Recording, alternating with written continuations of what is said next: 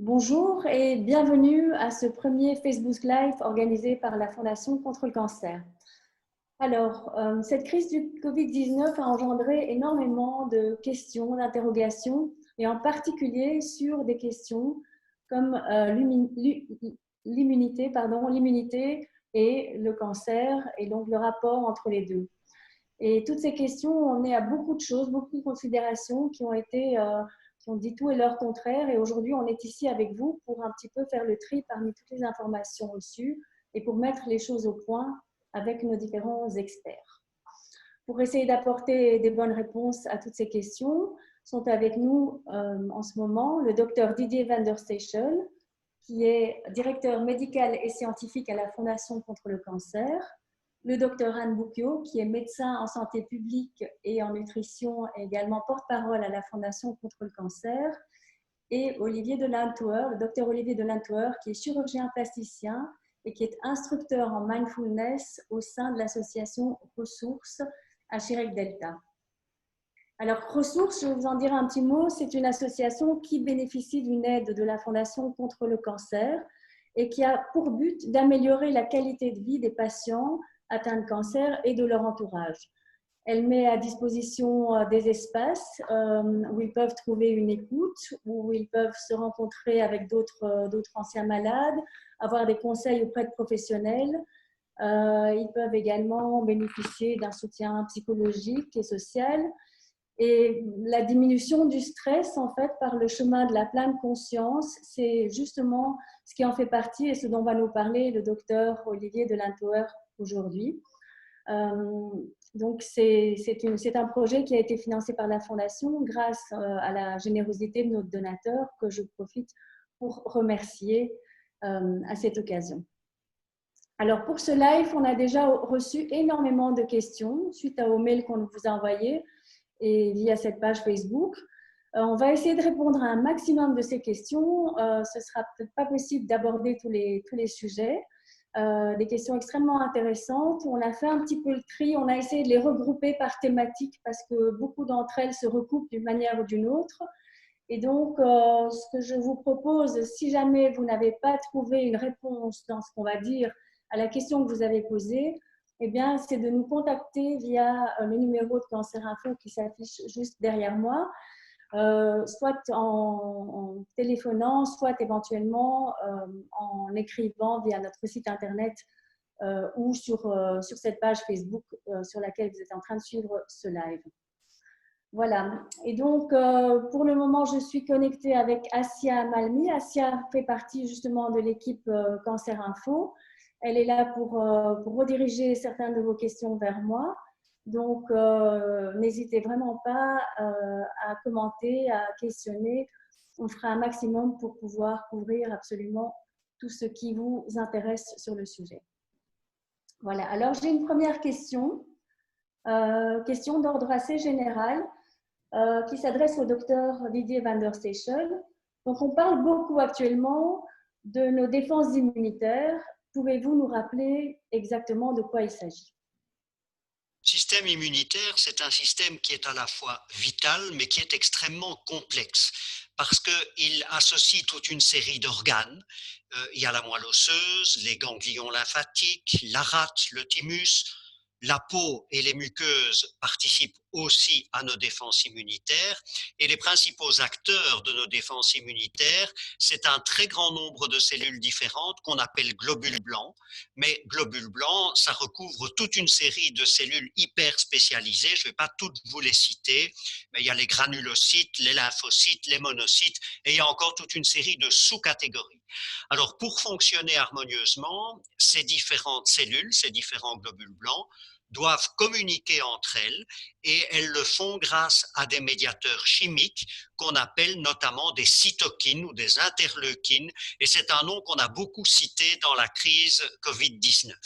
Alors, je vous ai dit que c'était un système vital parce que la fonction du système immunitaire, c'est à la fois de nous défendre contre les intrus qui viennent de l'extérieur, les virus, les bactéries, les parasites, mais c'est aussi de nous défendre contre les intrus intérieurs, les cellules qui dégénèrent, et notamment les cellules qui se transforment en cellules cancéreuses et qui peuvent être reconnues et éliminées par nos défenses immunitaires.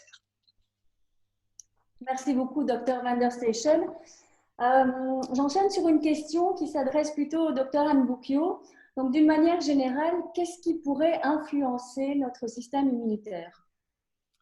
Eh bien, comme vient de l'expliquer très clairement mon confrère, donc, puisqu'il s'agit donc d'un système très très complexe, en fait, ce système va être directement impacté d'abord par l'état de santé global de la personne.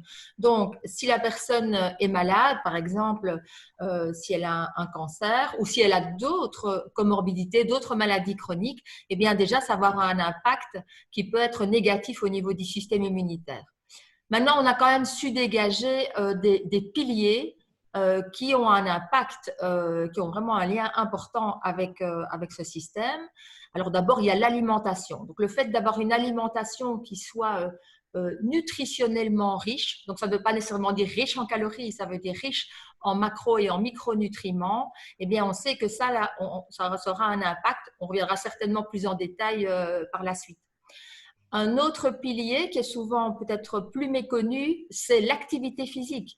On a remarqué que les personnes qui étaient actives physiquement, on pouvait identifier des marqueurs d'un système immunitaire plus jeune que leur âge réel.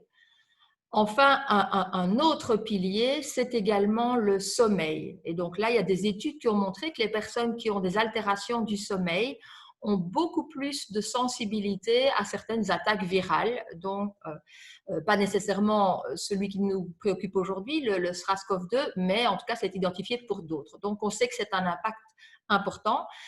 De plus, le manque de sommeil, dans notre société, c'est quand même quelque chose d'important parce qu'on a des sociétés où on considère que le sommeil, c'est plutôt du temps perdu. Ça génère aussi des dérégulations au niveau hormonal, notamment dans certaines hormones de stress. Et on sait que le stress a aussi un lien négatif avec le système immunitaire.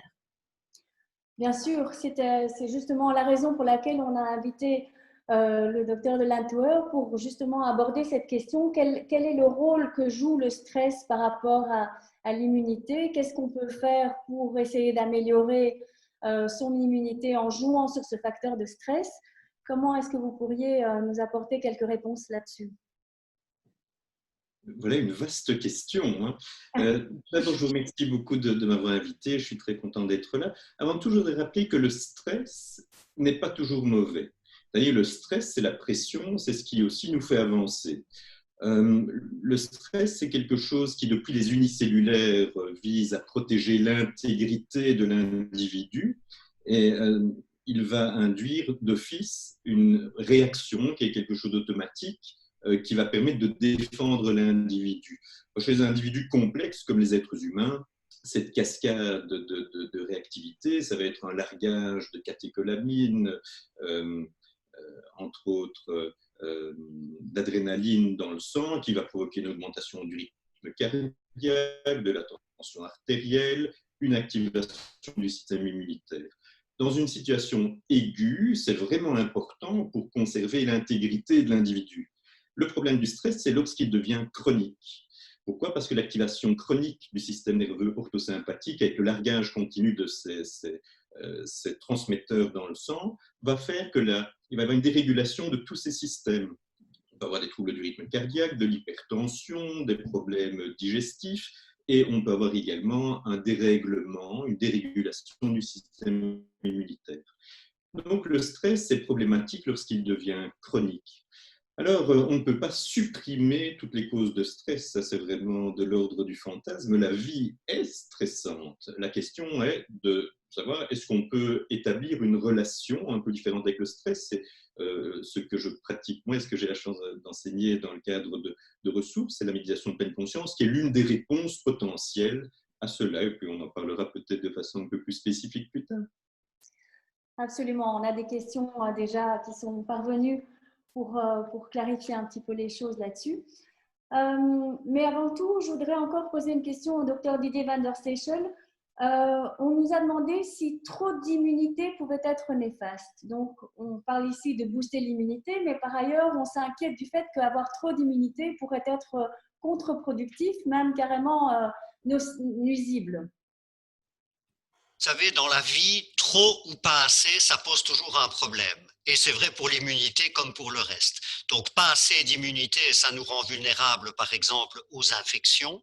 Mais trop d'immunité ou une immunité déséquilibrée, qui se trompe de cible, eh bien, ça peut avoir des conséquences redoutables.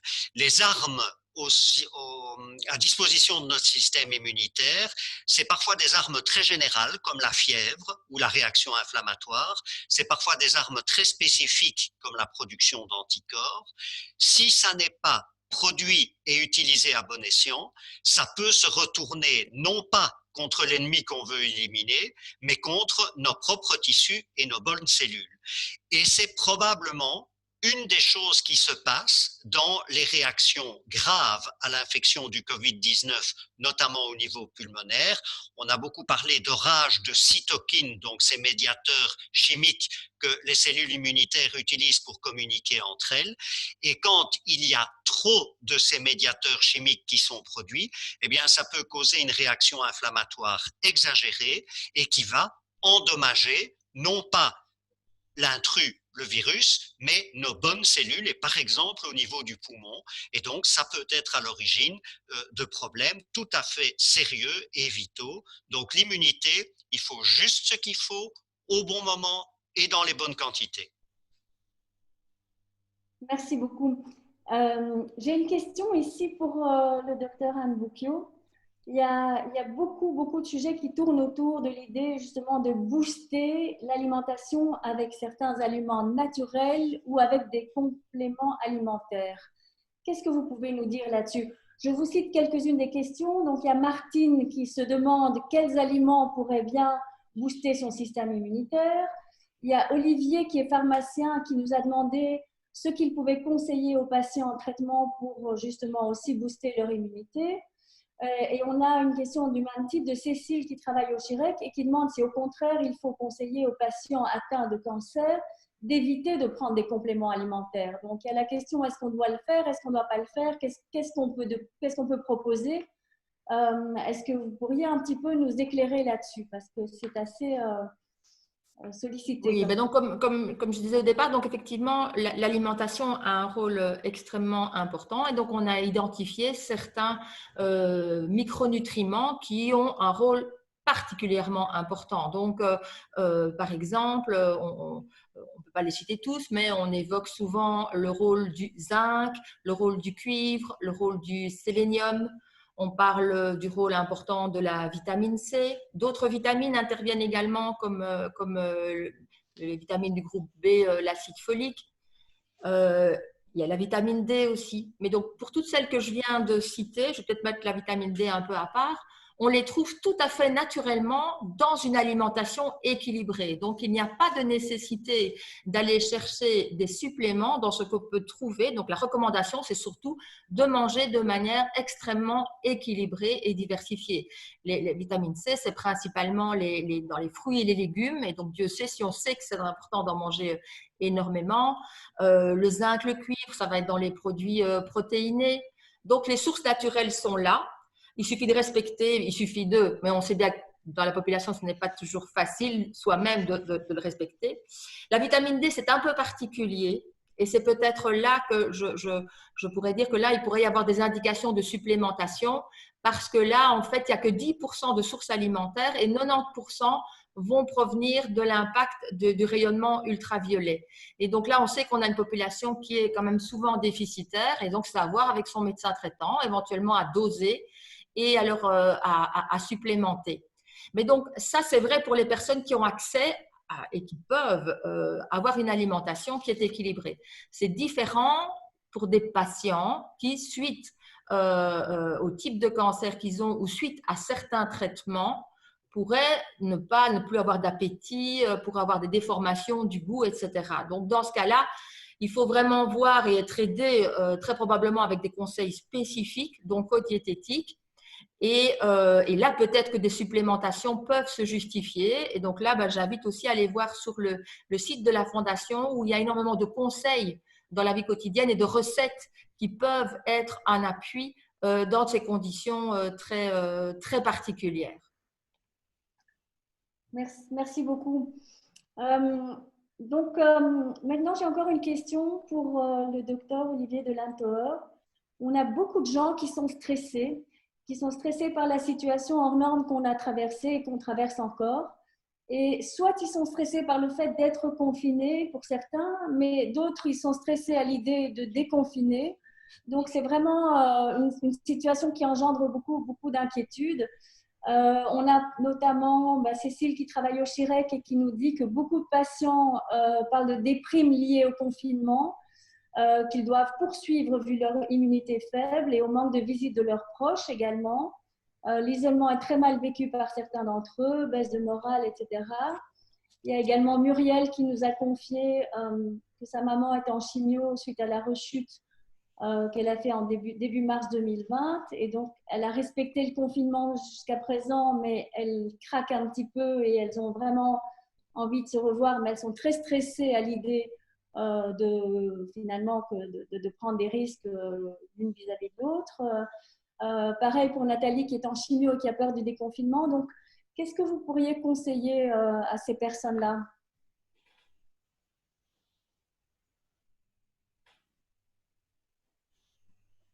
J'ai l'impression qu'on a un petit décalage. Oui, j'ai une communication qui est parfois un petit peu assurée, mais je vais quand même répondre à votre question. Tout d'abord, je crois que c'est très important de savoir que la situation est légitimement difficile et légitimement stressante, à la fois le confinement et à la fois l'idée du déconfinement. Et donc, je pense que la première chose, c'est d'accueillir le fait que ça n'est pas anormal d'avoir difficile avec toutes les contraintes que nous vivons pour le moment. Maintenant, la question évidemment, c'est OK, et qu'est-ce qu'on fait avec ça? Alors, la pleine conscience, je reviens à ça parce que c'est ce que moi je pratique, n'est pas quelque chose qui va modifier totalement la situation, c'est quelque chose qui par contre peut modifier la relation que nous entretenons avec la situation. Et je dirais, je pense que dans la situation que nous vivons actuellement, il est avant tout normal et important de reconnaître qu'elles sont légitimes. Les inquiétudes doivent être un moteur pour prendre des mesures de précaution importantes, mais ne doivent pas être des moteurs pour s'enfermer dans une spirale anxiogène et stressante.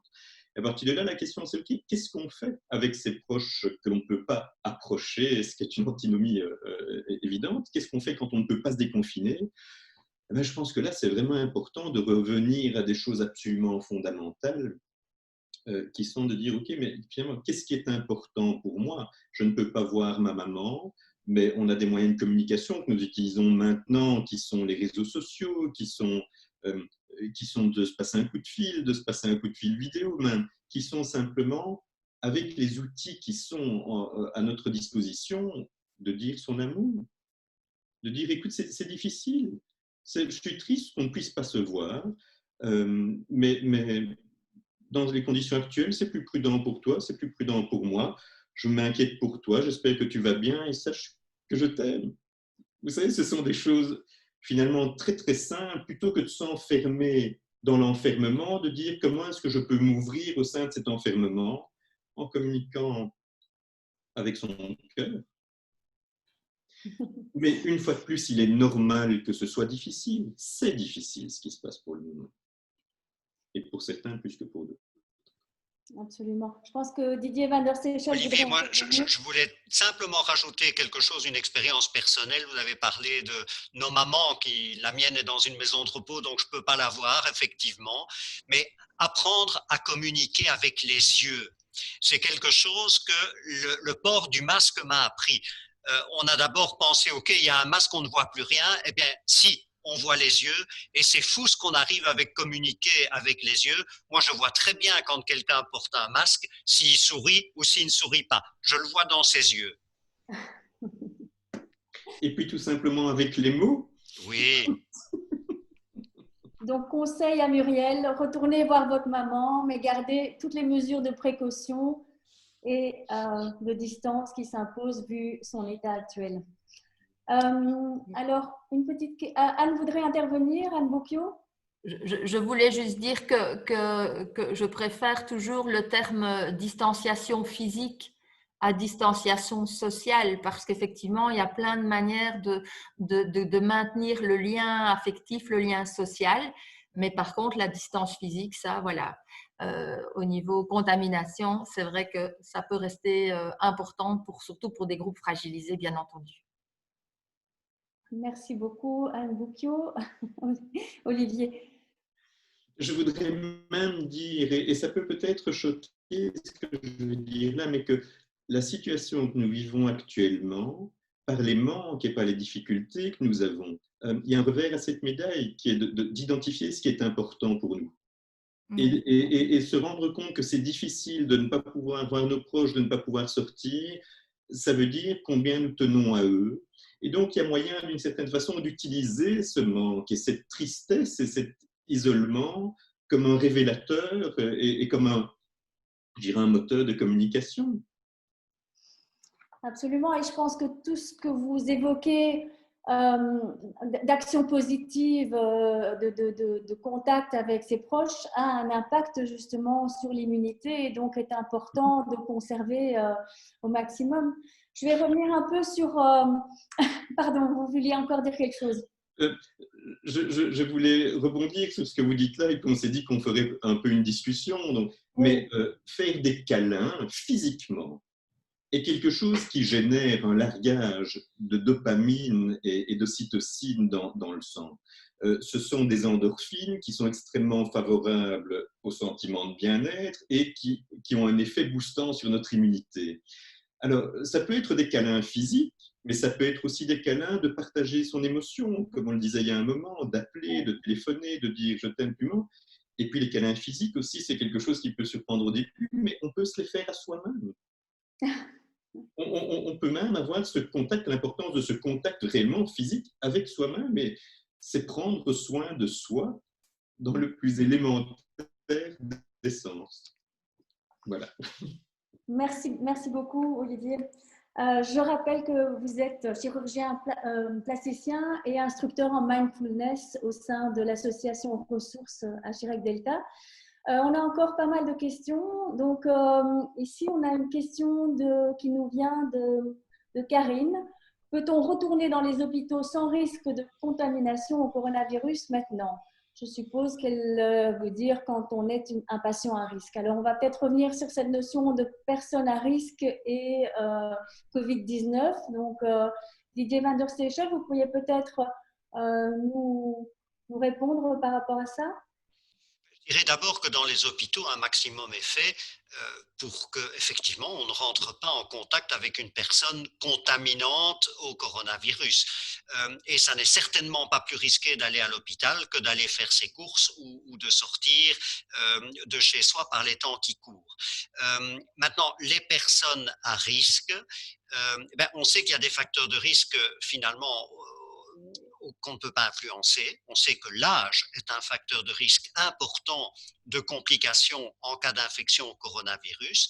On sait que les pathologies chroniques comme l'hypertension, comme le diabète, sont également un facteur qui accentue les effets secondaires graves du coronavirus, de même que l'obésité d'ailleurs. Et on sait que les patients cancéreux en cours de traitement, j'insiste sur le en cours de traitement, ou qui ont ces pathologies chroniques dont je viens de parler, sont également plus susceptibles que les autres de faire des complications en cas d'infection au coronavirus. Donc, pour toutes ces personnes à risque, je pense que le meilleur conseil à donner, c'est de maintenir les mesures de précaution pour soi-même et pour les gens de notre entourage. Donc, c'est une distance physique, c'est le port du masque, c'est le lavage des mains, c'est aussi simple et aussi exigeant que ça parce que ça nous demande de prendre de nouvelles habitudes. Merci beaucoup. Oui, on avait des questions allant dans ce sens-là, donc par rapport au risque pour les personnes Donc, je n'ai pas toujours les précisions dans la manière dont sont posées les questions, mais bon, Colette, qui a eu un cancer du sein, demande si elle est à risque. Micheline, qui s'en fait pour son mari parce qu'il a eu un lymphome, et donc elle demande s'il pourrait être testé. Est-ce que le fait d'avoir eu un lymphome permet d'être testé? Les personnes à risque sont testées plus vite, je pense. Il y a énormément d'inquiétudes derrière toutes ces questions. Alors, je voudrais peut-être donner deux informations importantes, parce que j'ai vu passer un certain nombre de questions avant la session. Beaucoup de patients ou de personnes qui ont eu un cancer se demandent combien de temps elles resteront fragiles face au risque de complications du coronavirus. La bonne nouvelle, c'est que les effets secondaires des traitements et principalement de la chimiothérapie qui diminuent l'immunité, c'est très limité dans le temps. Je lisais des questions, j'ai eu un cancer du sein il y a 1 an, je suis toujours donc à risque de coronavirus. Non. 1 an après le traitement d'un cancer du sein, votre immunité, elle est depuis très longtemps revenue à un niveau normal. On estime qu'après des chimiothérapies qui peuvent impacter l'immunité, je dirais grosso modo 1 mois après la fin du traitement, vous devez avoir récupéré une immunité pratiquement comme avant la maladie. Alors, tester les personnes qui sont atteintes d'un cancer, qui sont en traitement ou qui l'ont été, pourquoi faire? Et tester quoi d'abord? Tester si elles sont porteuses du coronavirus? Oui, le test va peut-être vous dire non, mais ça ne nous prédit absolument rien sur l'avenir. Vous pouvez être contaminé demain ou après-demain, donc ça ne nous apprend pas grand-chose. Le test n'est réellement utile que si on présente des symptômes. Alors, de la fièvre, de la toux par exemple, là c'est important de savoir si l'origine de ces symptômes pourrait être une contagion au coronavirus. Et dans ce cas-là, on n'hésitera pas à tester. Que vous ayez un cancer, que vous ayez eu un cancer ou que vous soyez en pleine santé. D'accord. Parfait. Donc, j'ai encore une question ici d'une autre, une question de Nathalie qui demande « Je suis en chimiothérapie, est-ce que le fait d'être en traitement aurait un effet protecteur ?» Certainement pas. La chimiothérapie, pas plus que les autres traitements d'ailleurs. On nous a aussi posé la question par rapport à l'immunothérapie. L'immunothérapie, c'est un des traitements utilisés pour booster justement les défenses immunitaires dans certains types de cancers, mais ça ne protège pas contre une contamination au coronavirus. Ça ne diminue pas le risque d'infection, ça peut par contre augmenter le risque de complications. Et donc, les patients qui sont traités en immunothérapie, eh bien, s'ils ne présentent aucun symptôme de Covid-19, on va en général continuer le traitement. Par contre, si on a le moindre doute quant au fait qu'ils pourraient être contaminés, là, l'équipe soignante va se poser la question de l'interruption de ces immunothérapies, parce que l'effet secondaire de ces immunothérapies qui renforcent les défenses immunitaires, ça peut ressembler très fort à l'orage de cytokines dont je vous parlais tout à l'heure, donc les réactions immunitaires exagérées causées par le coronavirus, et c'est bien sûr pas une bonne idée que l'un renforce l'autre. Merci beaucoup Didier van der Seychelles. J'avais effectivement une question qui était posée, qui était assez longue de Anne, qui a eu donc plusieurs interventions chirurgicales et qui a été sous immunothérapie pendant 2 ans, qui a eu énormément d'effets secondaires très lourds. Et vraiment, on est tout cœur avec elle parce que son témoignage est poignant. Je ne vais pas rentrer dans les détails, mais elle mettait ça effectivement dans sa question. Elle disait immunothérapie ne rime pas avec immunité renforcée face au Covid-19. Donc, c'est vraiment. Elle a raison. C'est vraiment de ça dont il s'agit. Elle a raison. Et donc, il faut vraiment bien faire la différence. J'ai une question ici encore pour le docteur Anne Bouquio. Par rapport à l'activité physique, donc au-delà de l'alimentation, on dit aussi qu'on peut booster son immunité avec l'activité physique. Il y a une question d'ailleurs qui est arrivée de la part d'Isabelle, donc qui est que penser… Ah non, pardon, un peu plus haut. Ça va assez vite, donc elle est passée. En fait, la question était vraiment de savoir quel type d'activité physique serait le plus propice à booster l'immunité. Et c'est une question qu'on a eue à plusieurs reprises, en fait. Donc, en fait, ici, on parle principalement d'activité physique d'endurance. Donc, ça correspond aux recommandations qu'on entend assez classiquement pour d'autres pathologies chroniques, hein. Donc, c'est le fait d'avoir minimum 30 minutes d'activité physique par jour et minimum 5 fois par jour. Ici, on parle des adultes, bien sûr, les enfants, c'est plus, on parle plutôt d'une heure. Mais donc, ça, c'est une moyenne, hein. Donc, ce qui est important, en tout cas, c'est d'avoir un mode de vie actif. Ça, c'est très important. Tout le monde n'est pas nécessairement sportif, mais en tout cas, de trouver l'activité qui fait du bien et d'avoir cette activité d'endurance. Il faut, par contre, éviter, comme toujours, les excès. Et donc, ce qui a été démontré aussi, c'est que de faire des activités physiques très intenses qui entraînent à ce moment-là alors un état de fatigue et même d'épuisement de l'organisme, on est vraiment dans le rouge. Là, on observe à ce moment-là une baisse immédiate de l'immunité, évidemment, qui après reprend son cours normal. Mais donc là, on parle vraiment d'une activité physique modérée et régulière. D'accord, merci beaucoup. Olivier voudrait intervenir. Oui, je voulais dire que pour le moment, évidemment, avec le confinement, les gens peuvent se dire, oui, enfin, activité physique, je ne peux même pas sortir de chez moi. Ressources, mais probablement beaucoup d'autres maisons de soins intégratives, et il y en a beaucoup en Belgique de plus en plus, se sont aussi un peu adaptés à la situation actuelle et proposent des cours de yoga online, des gymnastiques douces, des choses. Donc, c'est important de savoir que la société, évidemment, s'est adaptée au confinement et que il y a beaucoup d'activités douces, de gymnastique douce, je disais de yoga ou de marche dans son jardin ou de choses comme ça qui peuvent être trouvées. Et la merveille des réseaux sociaux, qui ne sont pas toujours très, très soutenants, c'est que pour le moment, on peut trouver énormément de choses pour accompagner cette activité physique malgré le confinement. Ça, oui, absolument. On trouve énormément de choses. D'ailleurs, il y a aussi le blog qu'a créé la Fondation au début du confinement, ce blog Gardons le moral, où toutes les semaines sont postés des conseils ou des vidéos par rapport à une activité physique qu'on puisse faire dans cette période de confinement. Il n'y a pas que l'activité physique, d'autres sujets sont traités d'ailleurs. D'ailleurs, je vous invite à aller voir. Et alors, ce que je voulais peut-être ajouter aussi, c'est que certaines personnes aussi étant dans un état de stress important, et il y a eu quand même une période fort anxiogène avec toutes les informations qu'on a eues qui étaient très abondantes dans le pic de l'épidémie, finalement n'osaient plus du tout sortir de chez elles. Et c'est quand même peut-être important de préciser que ce qu'il faut éviter de nouveau, c'est les contacts rapprochés avec d'autres personnes, mais qu'il n'est absolument pas déconseillé de pouvoir être dehors. Ce n'est pas dans l'air, ce n'est pas comme du pollen, le virus n'est pas dans l'air comme ça. Il faut vraiment un rapprochement de personne à personne pour qu'il y ait contamination. Et donc, si le contexte s'y prête, aller dehors dans les heures où il n'y a vraiment pas d'affluence, ça peut être tout à fait positif, et physiquement pour l'immunité et pour le moral, bien entendu.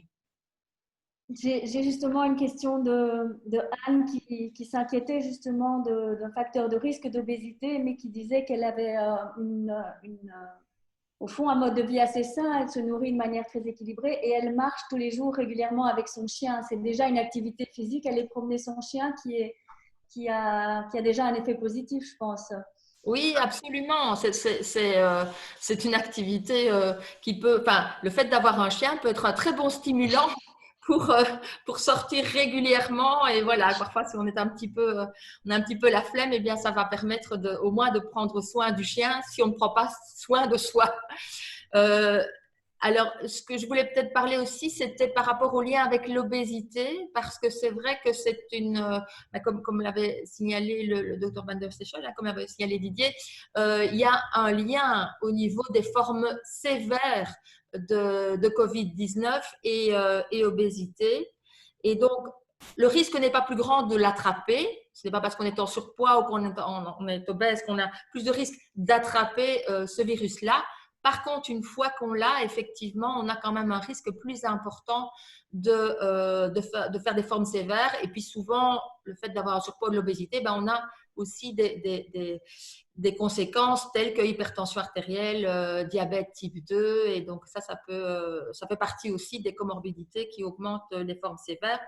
Donc, voilà, si on est en surpoids, obésité, il faut être d'autant plus prudent quand même. On fait partie aussi du groupe à risque et essayer donc de ne pas être en contact rapproché avec des personnes qui pourraient être contaminées. Double vigilance. Voilà. D'accord. Alors, j'ai ici une question de Bruno.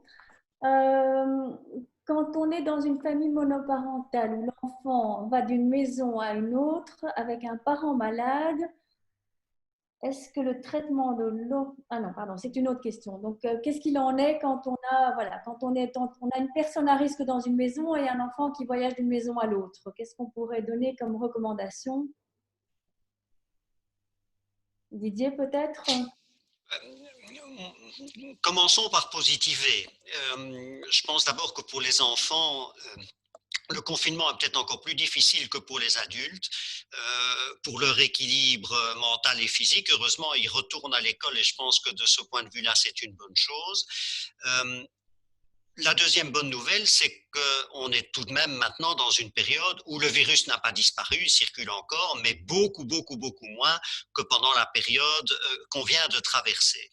Alors, tout ça pour vous dire que, évidemment, tous les contacts avec des tierces personnes sont un petit facteur de risque, mais il semble que les enfants soient moins souvent que les adultes des facteurs de contamination, même s'ils sont eux-mêmes atteints par le fameux coronavirus.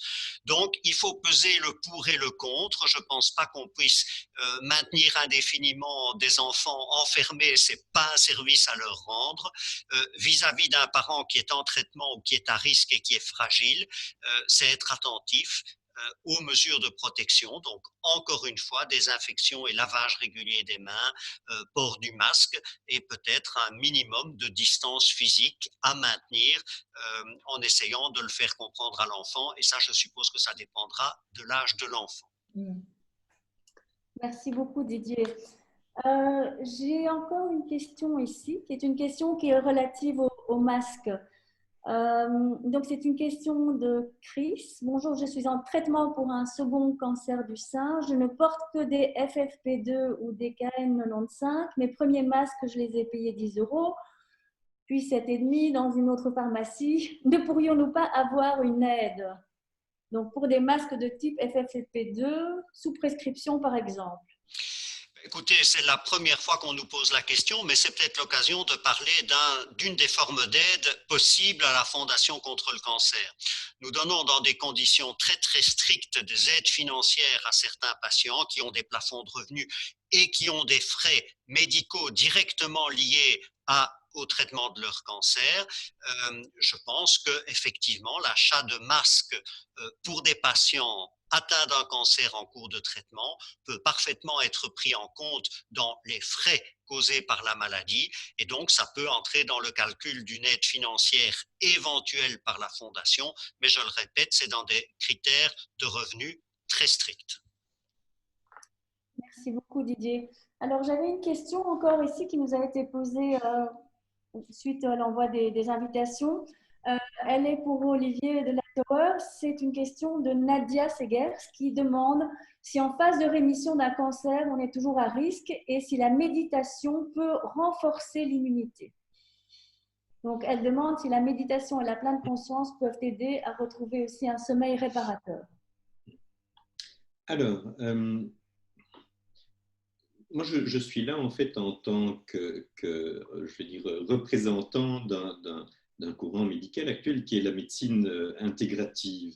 Alors moi, j'aime bien considérer que la médecine intégrative prend en compte l'humain de façon intégrale. Alors, lorsqu'on prend l'humain de façon intégrale, il y a beaucoup d'autres dimensions que la maladie, l'aspect biochimique ou moléculaire de la maladie. Sans aucun doute, le sommeil en fait partie, et je crois qu'Anne en parlait tout à l'heure. Un sommeil perturbé est quelque chose qui est extrêmement délétère à l'immunité. Je me souviens d'ailleurs que des chats, que pour des raisons d'expérience, on empêche de dormir pendant de longues nuits, finissent par mourir de chocs infectieux parce que leur immunité est totalement altérée. Donc, je dirais que dans la prise en charge globale, il y a évidemment les traitements médicaux qui sont extrêmement importants, mais il y a l'entièreté du bien-être, dont le sommeil fait partie intégrante, dont la gestion, entre guillemets, du stress fait partie. La méditation est quelque chose, pour faire le lien avec cela, qui permet de défocuser d'une certaine façon de l'individu en tant qu'individu malade à l'entièreté, à l'intégralité de sa façon d'être au monde. Alors personnellement, je vous dirais que je ne me serais pas engagé dans cette voie si je n'avais pas l'intime conviction pour le vivre moi-même que la méditation est quelque chose qui permet de prendre soin de soi, qui permet probablement de nous responsabiliser dans notre propre prise en charge et d'établir, je le disais tout à l'heure, pas la disparition du stress, pas la disparition de toutes les difficultés qu'on peut avoir dans la vie, en particulier quand on est malade, mais probablement de nous inviter à défocuser la maladie qui est présente. Mais il y a beaucoup d'autres choses. Et donc, c'est quelque chose pour moi qui est propice à rétablir un certain équilibre. C'est Didier qui en parlait tout à l'heure, l'excès nuitant tout. Je pense que la méditation, elle permet aussi de rétablir un équilibre, je le disais il y a un moment, et également au niveau du système immunitaire. Alors, la difficulté pour prouver cela est que ce soit la méditation, que ce soit le bien-être, que ce soit la qualité de sommeil, ce sont souvent des éléments qui, en termes de quantification, sont beaucoup plus subjectifs que ce que la plupart des études scientifiques permettent maintenant d'examiner. Et donc, c'est essentiellement au niveau du vécu subjectif de chacun qu'on peut travailler.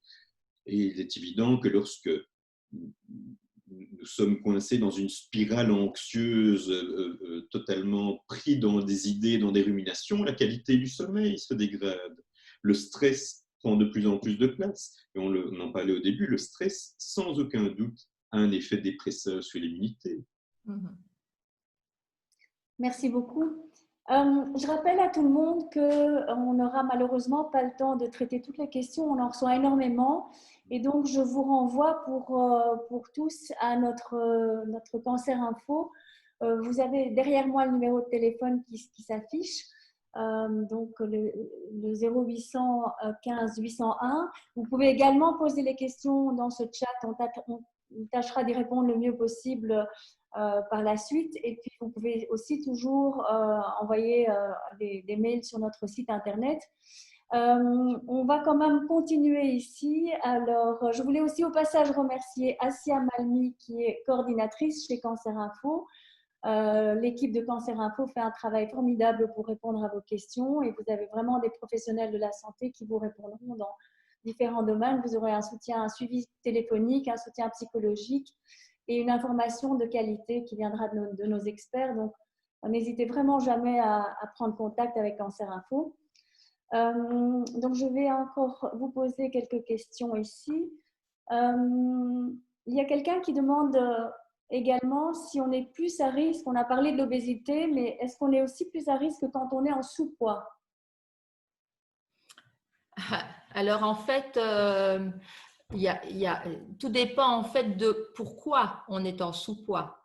Il y a ce qu'on appelle les maigreurs constitutionnelles. Donc, ce sont des individus qui se situent en dessous du BMI. Donc, le BMI, c'est un calcul qui est fait, un rapport poids-taille qui permet de faire un lien, en tout cas, avec des risques pour la santé. Et donc, il y a des recommandations. Et donc, il y a certaines personnes qui se situent en dessous. Donc, c'est en dessous de 18. Là, on commence à parler de maigreur. Et à partir de là, donc, il y a des personnes dont constitutionnellement seront toute leur vie maigres. À la limite, quoi qu'ils mangent, ils ont une espèce de chaudière interne qui fait qu'ils vont brûler toutes les calories ingérées, mais ils sont en parfaite santé. Ils n'ont pas plus de risques que n'importe qui. Mais il y a toute une série de maladies, dont le cancer, qui engendrent une perte de poids et qui peuvent engendrer un état de dénutrition. À partir du moment où il y a dénutrition et assez tôt, ça donne des répercussions négatives sur toute une série de systèmes. Il y a une perte de la masse musculaire, mais il y a aussi un dysfonctionnement, notamment au niveau de l'immunité et une grande fragilité qui s'installe. Donc, c'est un point vraiment important. Et même pour des personnes qui, au départ, seraient en surpoids et qui ont un diagnostic de cancer, en fait, ce n'est pas du tout le moment de perdre du poids à ce moment-là. Il y aura un temps pour tout. Ce sera après la stabilisation de la maladie et des traitements. Mais donc oui, il peut y avoir un lien, mais seulement si c'est en lien avec une maladie. Merci beaucoup Anne Boukio. Je rappelle juste que vous êtes médecin en santé publique et nutrition et porte-parole à la Fondation contre le cancer. Didier van der Seychelles. Et justement, puisqu'on est à la Fondation contre le cancer, Anne, je pense me souvenir qu'il y a toute une série d'études qui montrent que chez les personnes qui ont un cancer, qui sont en cours de traitement, une perte brutale de poids liée à la dénutrition, liée à la perte de la masse musculaire notamment, a un effet négatif sur les chances de guérison du cancer. Donc, c'est important également pour les gens qui sont traités pour un cancer. Oui, oui, absolument. En fait, ça doit être, c'est vraiment le poids doit vraiment être un point d'attention dès le moment du diagnostic. C'est vraiment un indicateur très important et qui n'est pas évident pour le patient puisqu'effectivement, parfois, c'est lié, il y a une perte d'appétit qui peut être liée à la maladie et donc, et qui nécessite un suivi spécifique en oncodiététique. Alors, il y a une question que je voulais vous poser parce qu'elle est revenue et dans les questions qu'on nous a posées auparavant et en ce moment même. Est-ce que le traitement de l'hormonothérapie diminue le système immunitaire?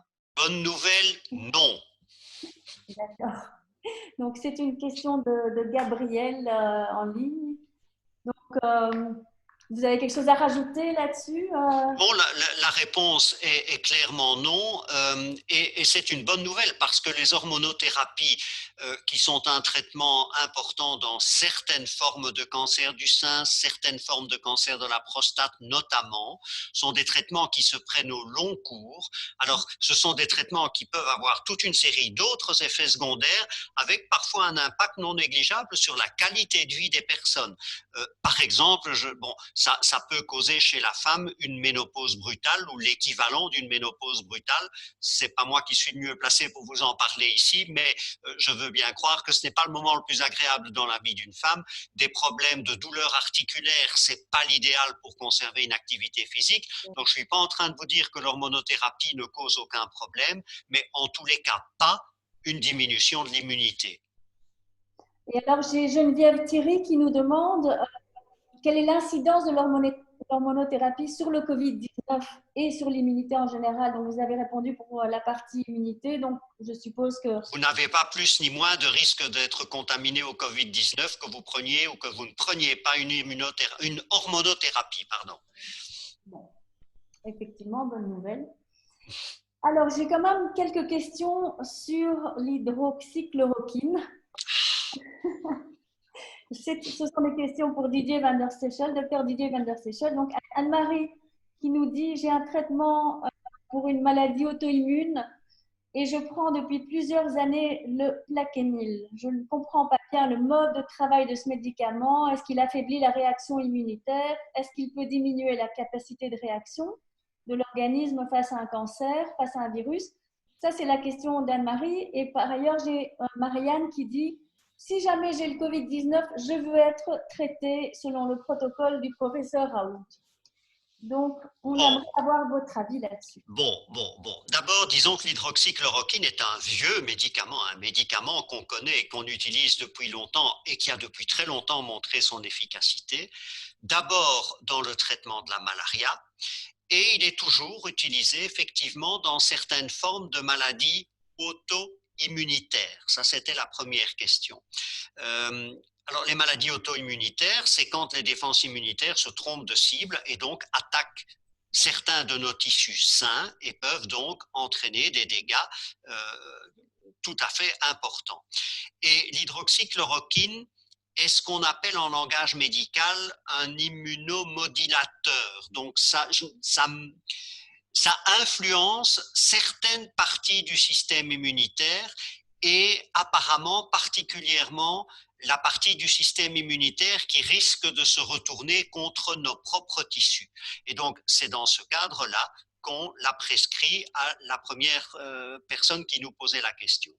Maintenant, l'utilité ou l'inutilité de l'hydroxychloroquine face au Covid-19, eh bien, il n'y a pas de réponse à l'heure actuelle. Nous n'avons pas d'évidence scientifique et de réponse claire pour dire l'hydroxychloroquine est utile à tel moment, à telle dose dans le traitement du Covid-19 et on n'a pas pu non plus démontrer à l'heure actuelle que l'hydroxychloroquine n'était pas utile. Il faut cependant se poser la question supplémentaire de savoir les risques que l'on prend en ayant un traitement à l'hydroxychloroquine. Parce que l'hydroxychloroquine, c'est un vieux médicament connu depuis longtemps et on connaît depuis longtemps aussi ses effets secondaires qui sont relativement rares, mais qui ne sont pas toujours négligeables. L'hydroxychloroquine peut notamment avoir une toxicité cardiaque. Donc, il faut réfléchir à 2 fois pour l'utiliser à bon escient. Et je répète, face au Covid-19, nous n'avons pas à l'heure actuelle d'évidence scientifique, ni pour dire que c'est une bonne idée, ni pour dire que c'est une mauvaise idée. Merci beaucoup, Didier. Il y a une question qui a été posée par personne, mais j'aurais peut-être voulu l'amener dans la discussion. C'est la question du tabac. On a communiqué à la Fondation contre le cancer sur les risques accrus de complications sévères pour les fumeurs. Est-ce qu'on pourrait peut-être rappeler un petit peu ce qu'il en est à l'occasion de ce Facebook Live? Peut-être que c'est important de faire une petite mise au point parce que ça joue quand même sur l'immunité également. Et donc, voilà, je propose Didier que vous nous apportiez peut-être. Je pense que Anne est plus compétente que moi dans ce domaine. Je veux bien répondre, mais Anne, je pense que tu connais ça mieux que moi. Oui, en tout cas, je veux bien prendre le sujet. Ce qui est démontré et évident, c'est quand on observe les comorbidités pour les formes sévères du Covid-19, on retrouve les maladies pulmonaires chroniques. Or, une des causes ou la cause principale des maladies pulmonaires chroniques, c'est le tabagisme. Donc, de toute façon, de manière indirecte, il y a un constat épidémiologique qui montre qu'il y a un effet défavorable au niveau pulmonaire et donc au niveau des formes sévères du Covid-19. Alors, c'est vrai qu'il y a eu tout un débat sur un potentiel effet protecteur de la nicotine lié au tabac. Ce sera un effet protecteur par rapport au Covid-19, mais ça n'a pas été démontré à ce jour. Bien sûr, il faut toujours être prudent parce qu'il faut toujours rappeler aussi que ce virus, finalement, on a un historique très court. Et donc, les études cliniques prennent toujours un peu de temps avant de faire des démonstrations de preuves tout à fait solides. Mais en tout cas, à ce jour, on n'a pas de preuve que ça ait cet effet protecteur, que certaines études ont laissé supposer. Par exemple, on a fait des enquêtes auprès des vapoteurs qui utilisent une substance dans leur cigarette électronique avec de la nicotine. Et on a regardé s'il y avait une incidence plus faible chez eux de maladies de Covid-19 et ce ne fut pas le cas. Donc, ça semble aller en sens inverse par rapport à un effet protecteur de la nicotine. Et d'une manière générale, l'effet du tabac est tellement néfaste. C'est quand même la première cause de cancer, celui qui produit le plus de nouveaux cancers. C'est également un facteur de risque énorme au niveau maladie cardiovasculaire. Je ne vais pas citer tous les méfaits du tabac, mais donc je veux dire, il y a tellement déjà de raisons d'essayer de faire un sevrage tabagique si on est fumeur, que voilà. Ici, en tout cas, on n'a absolument pas de preuve d'effet protecteur qui pourrait justifier le fait de continuer de fumer. Et moi, je voudrais rappeler simplement 2 chiffres. Le Covid-19 tue environ, c'est un ordre de grandeur, 2 personnes infectées sur 100. Le tabac tue 2 fumeurs de longue durée sur 3. Okay, ne nous trompons pas d'ennemis. Et le tabac, c'est entre 14 et 16, 18 000 morts par an en Belgique. OK? Et le tabac fait certainement font pas du bien à l'immunité de manière générale. Je en profite pour vous rappeler le service de la Fondation contre le cancer. Il n'est pas affiché ici, mais on a un service Tabastop qui invite les gens à prendre contact s'ils souhaitent arrêter de fumer et être accompagnés. On a des tabacologues qui sont là pour répondre aux questions. Le numéro, c'est le 0800 111 00 et je propose que Asia ou que quelqu'un puisse l'afficher dans la conversation pour que vous l'ayez sous les yeux. J'ai une question encore ici pour Olivier de la Tour. C'est une question de Marie-Paul qui concerne les massages. Elle dit, les massages sont appréciés par les patients. Peuvent-ils reprendre les massages pendant une chimio? Alors, il y a peut-être plusieurs d'entre vous qui pourraient répondre à cette question. Mais évidemment, d'un point de vue bien-être, je m'adresse à vous en premier. Alors, je dirais avant tout que les massages sont appréciés par tout le monde. Bon, plus sérieusement. Ça dépend qui les fait, si je peux me permettre. Alors, je crois que comme beaucoup de choses, on a parlé de l'importance du toucher, de l'importance de prendre soin de soi et de l'importance de laisser les autres aussi prendre soin de soi. Donc, je pense que le toucher, le massage font partie de toutes ces choses-là. Maintenant, il n'en reste pas moins vrai qu'il y a pour le moment un certain nombre de mesures de sécurité qui sont importantes. Et, je dirais qu'une fois de plus, le lavage des mains, la désinfection de la table de massage, éventuellement de l'infrastructure, l'aération des locaux sont des choses qui sont absolument importantes. Le port du masque également. Donc, je crois que, comme bien souvent, on ne peut pas dire il faut arrêter les massages, c'est une bêtise. On ne peut pas dire tout le monde va se faire masser sans aucune précaution. Il faut aller avec prudence. Mais je crois qu'il ne faut pas, en particulier avec la façon dont évoluent les choses, rester totalement calfeutré chez soi.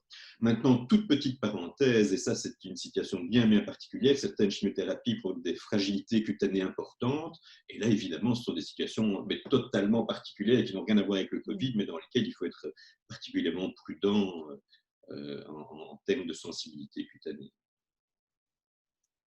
Merci beaucoup. Alors, est-ce qu'on prend encore on a encore le temps, peut-être on fait une dernière question. J'avais une longue question ici. On en a parlé, le sondage, on en a parlé. Je vais prendre encore une question en ligne ici. Donc, Bruno. Je pense qu'on a répondu à pas mal de choses. Est-ce que l'un d'entre vous voudrait rajouter quelque chose pour compléter tout ce dont on a parlé?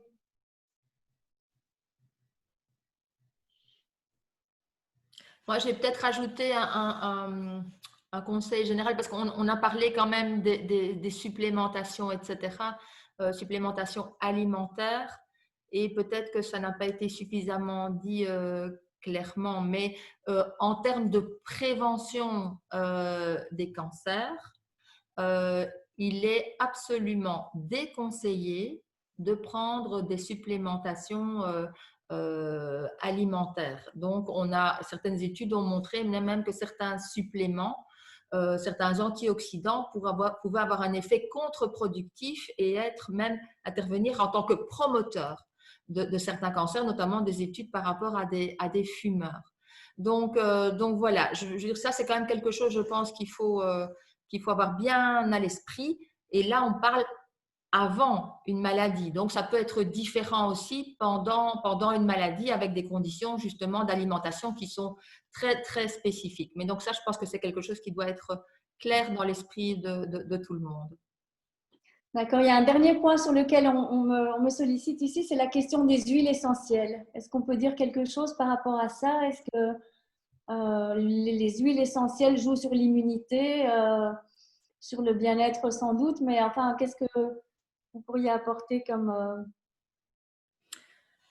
Je vais juste dire d'une manière générale, c'est un domaine très particulier où on a avec des concentrations très importantes de différentes molécules et qu'il faut être prudent. Et comme malheureusement, on peut le regretter, mais dans l'ensemble de ce type de produits, on manque d'évidence scientifique pour vraiment les maîtriser. Et donc, on sait qu'elles peuvent avoir certains effets positifs. On sait aussi qu'il faut pouvoir les utiliser avec prudence. Mais donc là, voilà, je pense c'est un peu le problème aussi par rapport à beaucoup de supplémentation alimentaire aussi. Il n'y a pas la même exigence en termes d'études cliniques que quand on parle de médicaments, où là, on a des études extrêmement importantes et coûteuses et qui sont exigées avant une mise sur le marché. Malheureusement, pour ces produits-là, ça n'est pas obligatoire et donc on navigue un petit peu au radar et donc il faut quand même être très prudent. Merci beaucoup, Anne. Je pense qu'il est temps de clôturer cette session. On a eu énormément d'informations extrêmement intéressantes. Je voudrais vous remercier chacun pour votre contribution. Je voudrais remercier tous ceux qui ont posé des questions. Également, Assia qui est en coulisses a pu nous envoyer ces questions qu'elle a pu trier au fur et à mesure. Je vous rappelle encore une fois l'importance de vous adresser à Cancer Info si vous avez les moindres questions et surtout, il y avait des questions que vous nous avez envoyées mais qui n'avaient rien à voir avec le Covid-19, donc on n'a pas pu les traiter. Je suis désolée pour vous. Elles sont néanmoins importantes et certainement vous trouverez des réponses soit en allant voir notre site, donc soit en prenant contact avec Cancer Info. Et pour clôturer cette session, on voulait vous proposer de faire un petit moment un petit peu différent. Donc, Olivier Delatour proposait qu'on fasse une séance de méditation pour se quitter en douceur et essayer de mettre en application l'une des choses dont on a parlé. Et pour ça, je lui cède l'écran. Les autres interlocuteurs vont disparaître et on laisse Olivier clôturer notre Facebook Live. N'hésitez pas, par ailleurs, juste une dernière chose, si vous avez d'autres sujets sur lesquels vous voulez qu'on intervienne, n'hésitez pas à nous envoyer ça par message ou par mail. À bientôt et merci beaucoup. Merci Sophie. Alors, ce que je vais faire maintenant, c'est juste une invitation. Et donc, une invitation peut s'accepter ou elle peut se refuser. Donc, voyez maintenant si vous avez envie de faire une petite pratique de méditation. Elle ne va pas être très longue, elle va durer entre 4 et 5 minutes probablement. Et si vous restez, si vous acceptez mon invitation, je vous invite à prendre un moment pour vous installer confortablement. Donc, prenez un moment pour ajuster votre position, que vous soyez assis ou couché. Assurez que vous ayez une bonne assise, que vos pieds soient posés au sol. Et si cela vous convient, laissez vos yeux se fermer.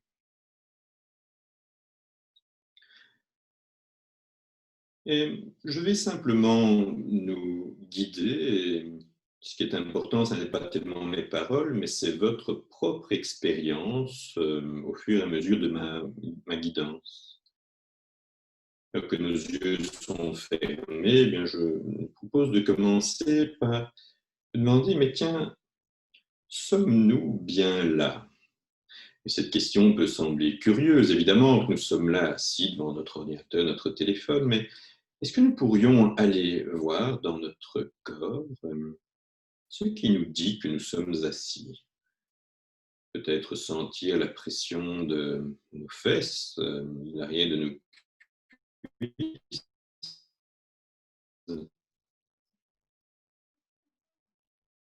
Peut-être sentir la façon dont nos pieds sont déposés sur le sol.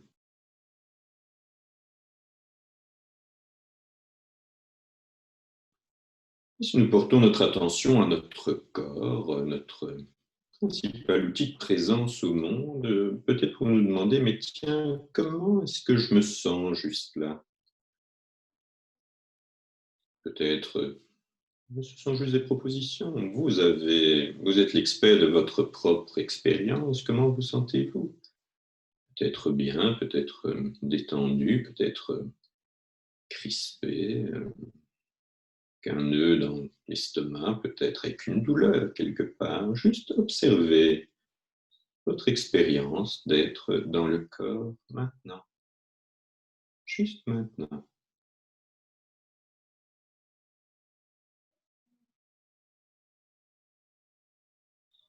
Et, hormis le corps, il y a l'espace des émotions que nous pouvons symboliquement localiser dans le cœur. Tiens, juste maintenant, quel est notre état émotionnel? Quelle est notre ambiance émotionnelle? Comment nous sentons-nous? Peut-être joyeux, peut-être triste, peut-être en colère, peut-être tendu, peut-être émotionnellement détendu, juste observer, puis peut-être qu'il n'y a rien qui prédomine, juste voir. Quelle émotion m'habite pour le moment?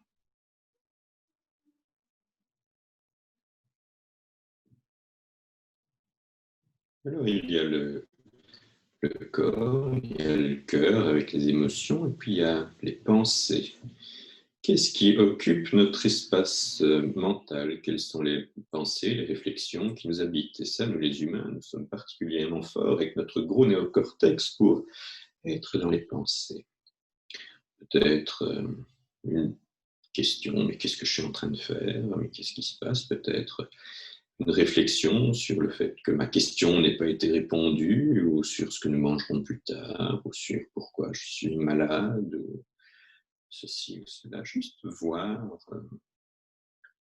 simplement ces questions, ces pensées qui nous habitent.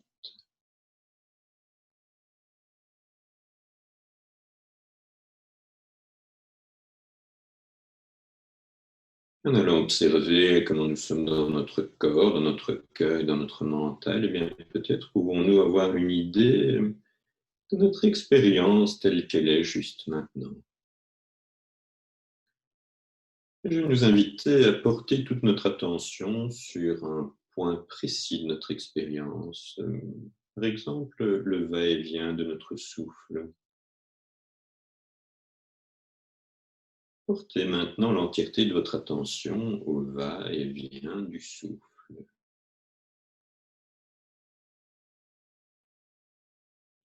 Peut-être est-ce au niveau des narines que vous sentez la caresse de l'air à l'inspire et caresse de l'air à l'expire, ou peut-être est-ce au niveau du thorax ou de l'abdomen qui se gonfle à l'inspire et se dégonfle à l'expire. Juste observez, stabilisez et ancrez votre attention au souffle.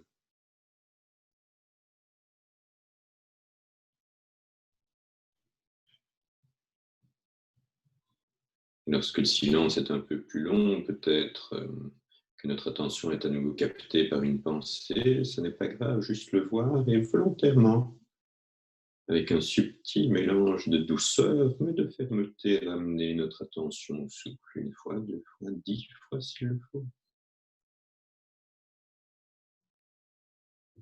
Amener, stabiliser, ancrer.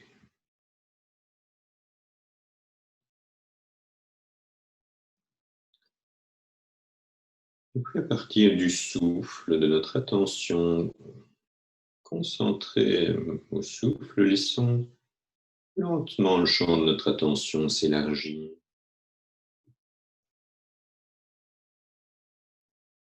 S'élargir à l'entièreté de notre corps tel qu'il est juste maintenant.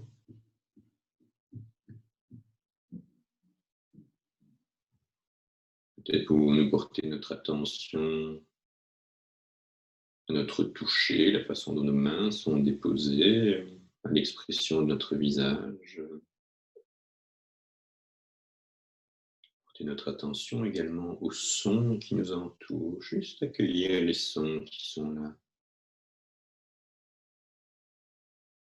Accueillir peut-être avec curiosité les odeurs qui nous entourent. S'il y en a et s'il n'y en a pas, malgré tout, nous pouvons porter notre attention à notre capacité de sentir, même s'il n'y a pas d'odeur particulière. Et puis dans un moment, si nous le décidons, et si nos yeux sont toujours fermés, nous pourrons choisir le moment où volontairement nous ouvrons nos yeux et accueillons les formes et les lumières qui nous entourent.